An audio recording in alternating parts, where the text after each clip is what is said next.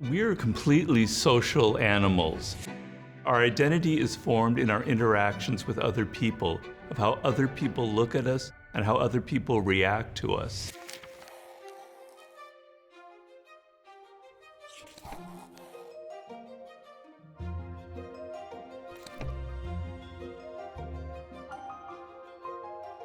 We have to understand that nonverbal communication and nonverbal cues play an enormous role in our social life. A lot of human communication is nonverbal. You're just not aware of it. There are certain nonverbal cues that indicate strength and power and leadership. Sitting up tall, making everybody look at you, being the center of attention. That kind of body language is incredibly powerful. There are other kinds of body language that are very weak. Someone's constantly stroking themselves, stroking their hair. That indicates insecurity. Anybody can lie about themselves with words. They can say anything. Body language, nonverbal communication, it is almost impossible to lie.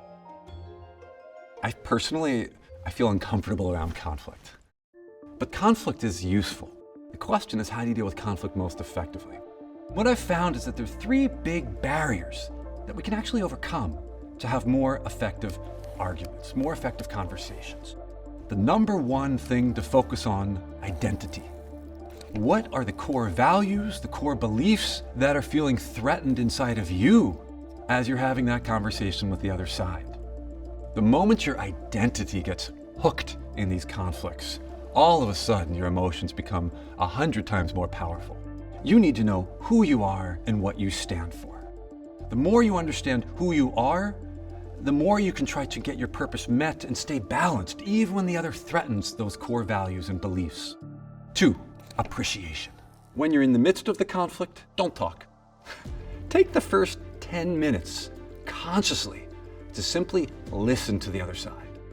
Once you truly understand and see the value in their perspective, let them know, I hear where you're coming from, and you know what? That makes sense. 3rd, affiliation.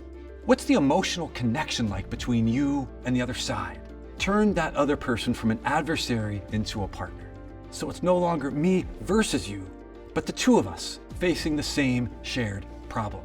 Now you put these 3 things into practice, it can transform your relationships and ultimately our world.